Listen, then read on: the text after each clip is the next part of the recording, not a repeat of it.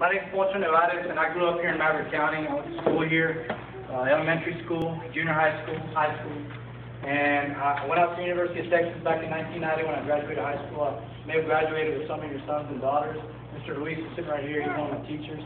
Mr. Gassa went to school with one of Mr. Gassa's sons, and so I know a whole lot of you, and many of you may know me or you've seen me, but I'm here to meet a lot of people from Camalo for the first time, because I don't get out here that often. And one of the people that works with me, Salvador Salinas, sitting back there, he moved out here a couple of years ago. And he's been trying to get me to move out here as well.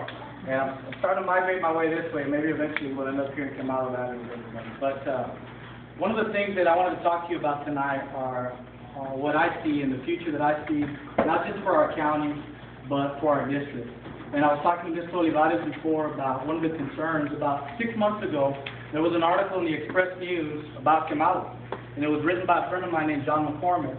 And the substance of that article was how difficult it was to get ambulance service from Camalo to Eagle Pass. So if you think about it, there's not an EMT here in Camalo, so if something happened, on a good day, if everything worked the way it was supposed to work, it would take you 40 minutes to get to some sort of emergency care in Eagle Pass. And then if it was worse, well, then it'd have to take you to San Antonio.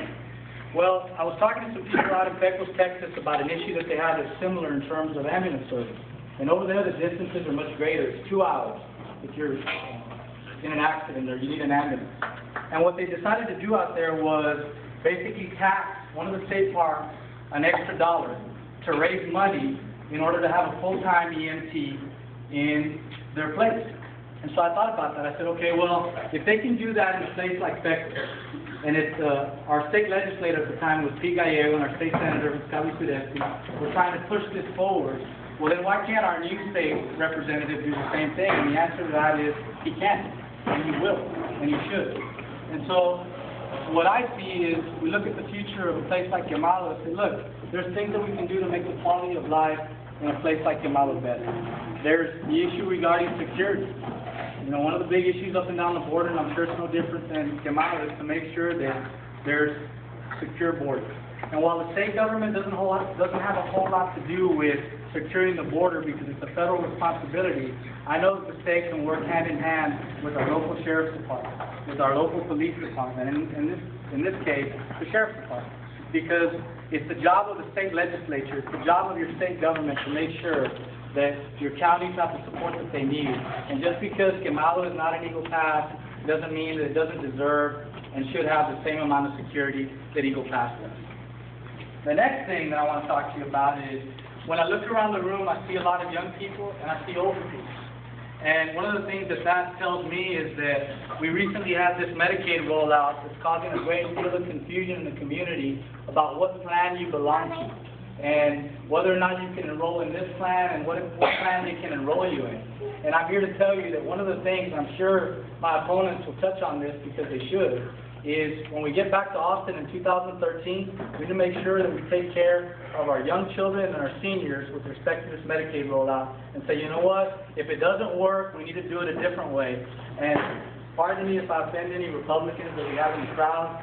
One of the reasons that this is going on is that our Republican-led legislature has saw fit to spend that money in things like the Texas Enterprise Fund that make rich men even richer, when we could have been funding our schools, taking care of our public education, making sure that places like Kirchner Elementary have enough qualified teachers to teach your children and my children. And so, kind of going back in reverse, and I think I kind of jumped ahead, I'm really excited, and those of you who know me know that this is the way I get, is one of the reasons that I'm running is I stood there and I sat there and watched this last legislative session, and I watched them spend hours and hours and days and weeks on things that had nothing to do with our community. They waited till the very end to talk about our schools, to talk about our health, and to talk about our security. Instead, they spent the whole time trying to figure out a way to make our governor president. And we all know that's not going to happen. Right?